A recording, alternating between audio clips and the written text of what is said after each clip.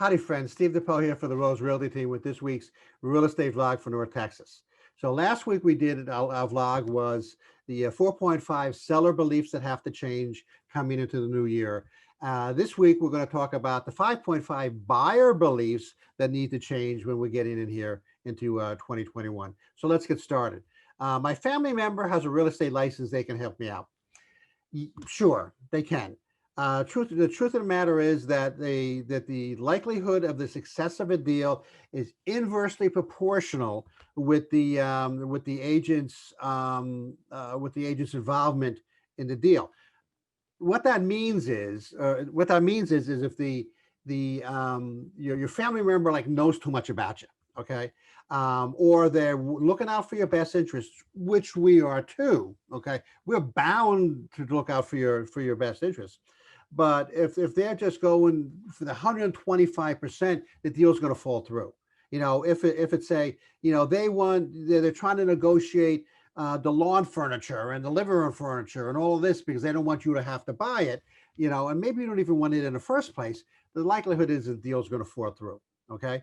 And so sometimes it's better not to engage with the agent who's a really close family friend or a family relative or member of your family. Maybe it's best to go out and find the licensed real estate agent, like somebody from the Rose Realty team that can help you out because they know what to do and they've been doing this for years, and they have your best interest. They have your best interest at heart from a business standpoint.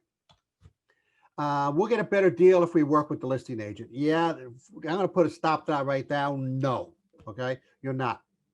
Here's the deal on that. Here's the 411 on that. The listing agent has signed an agreement with the seller. The listing agent works for the seller. Okay. They want to get the best deal for the seller. If you just say, "Hey, listing agent, I want you to help me buy this house," they're going to first of all they're going to be licking their chops and rubbing their hands, say, "Okay, right now I'm picking up 6%. Outstanding. I'm getting 6%, but I'm also working for the seller, and so anything that you want."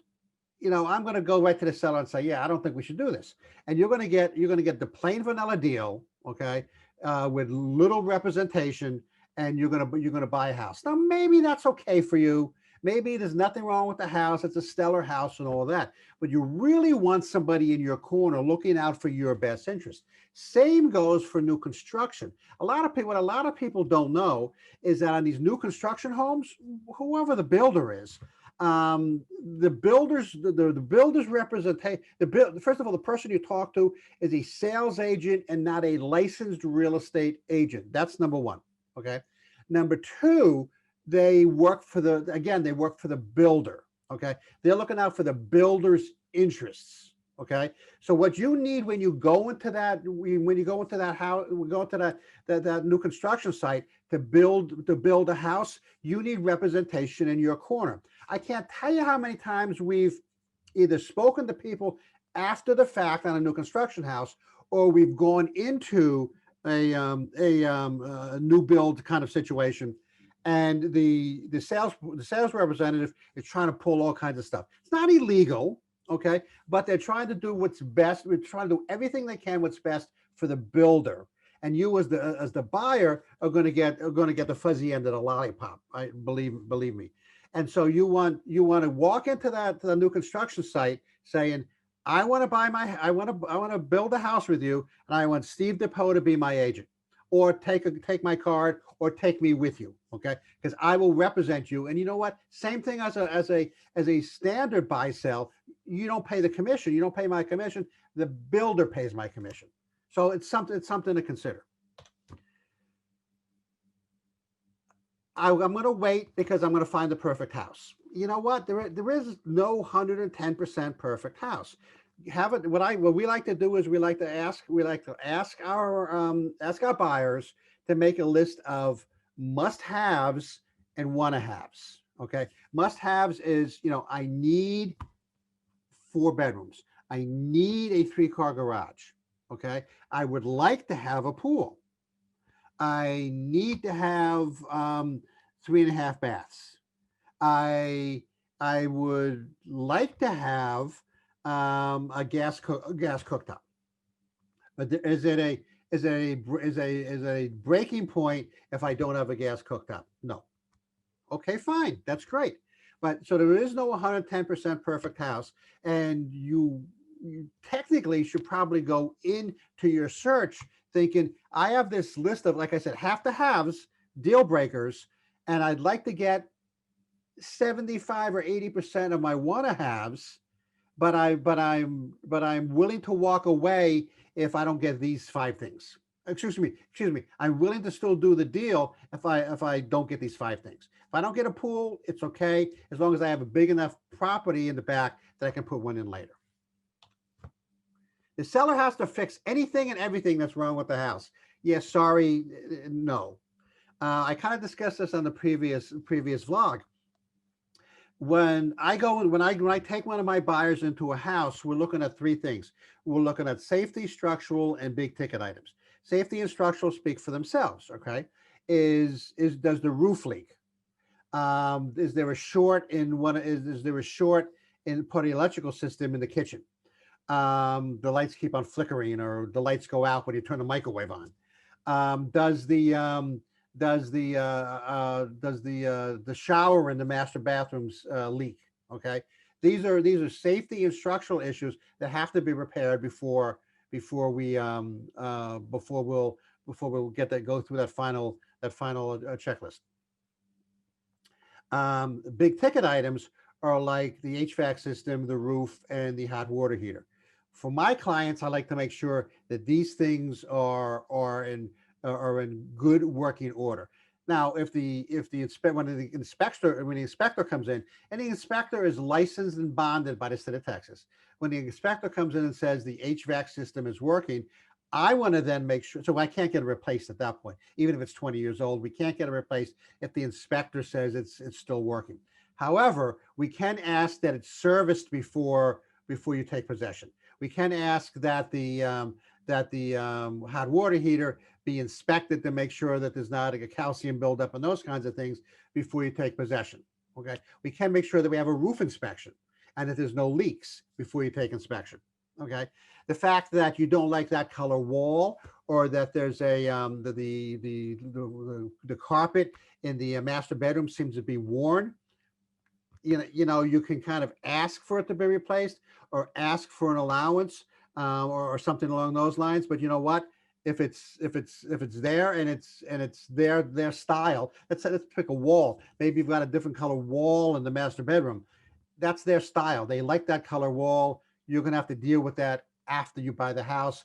Paint is cheap. Let's not have a deal fall through because you don't like the color of the wall.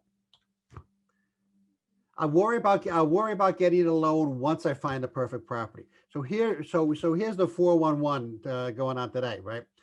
Today our listings are down. We feel mainly because of the COVID. Okay, listings are down, and so that means that if there's a house that comes up that you like, that you want to put an offer in on, there's chances are that there's also multiple people who are going to put the offer in at the same time. So what I always suggest to my buyers is that they get pre-approved before we even start looking.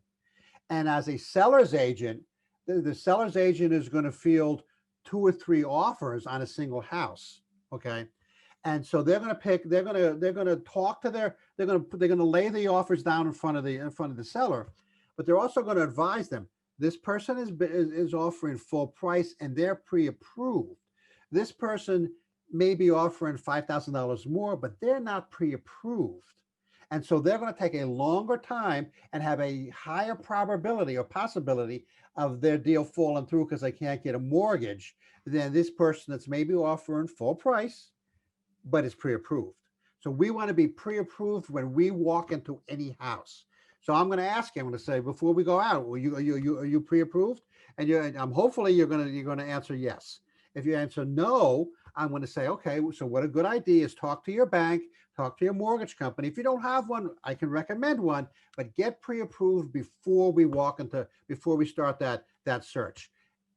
Pre-approval can take like 24, 36 hours, something like that. So it's not that big a deal, and we need to get it before we go in. All lenders are basically the same.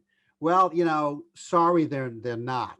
Okay, you may have somebody that you've worked with for for 30 years or something like that. We want an agent. We want a mortgage company, a lender that's going to get us to closing. We know mortgage. We know both types. We know lenders who basically are paperwork collectors, and they look at it and they say, yeah, this isn't going to work out, or we don't have this, or we're looking for this piece of paper, or whatever. We also have other lenders that we work with that'll jump through hoops, walk through fire to make sure that you get to closing on time and at the rate that you want. Okay, so there are lenders that are different. There are lenders that I wouldn't touch with a 10-foot pole, and other ones that that are just phenomenal. That they get invited to the Rose Realty Team event every March or April. So there's two kinds. Not all lenders are the same. I hope that helped. I hope that kind of gave you an idea as a buyer, some of the things that you should kind of set your expectations for, and understand that when you start looking with me, when you contact the Rose Realty Team, and I start showing you houses, that where we are in the whole process and what works and what doesn't, and what you can expect to have happen. If you're interested, give me a call or contact me or text me. I also have a vlog that we did last year, the steps that we take in the buying process. That could be very helpful for you. Next week, we're going to talk about the 4.5 ways to improve your investment property. Not a lot of surprises here, to tell you the truth, but the 4.5 ways to improve your investment property. This is Steve DePoe for the Rose Realty Team. I'm going to bounce.